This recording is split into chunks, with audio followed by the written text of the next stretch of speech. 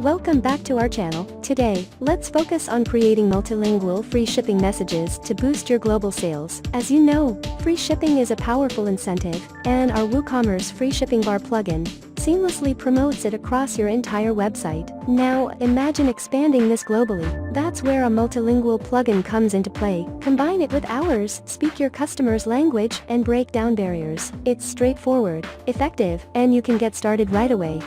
WooCommerce Free Shipping Bar uses special messages to make customers want free shipping. To make it work for people everywhere, just focus on those messages. Go to the plugin settings, type in your messages in different languages, and you're good to go. Now let's do a quick test.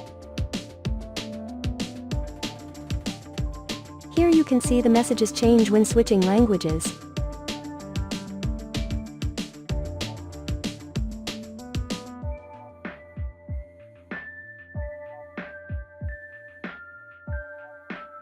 It's the same for messages you put with shortcodes. Unless you want to fill in your custom message there,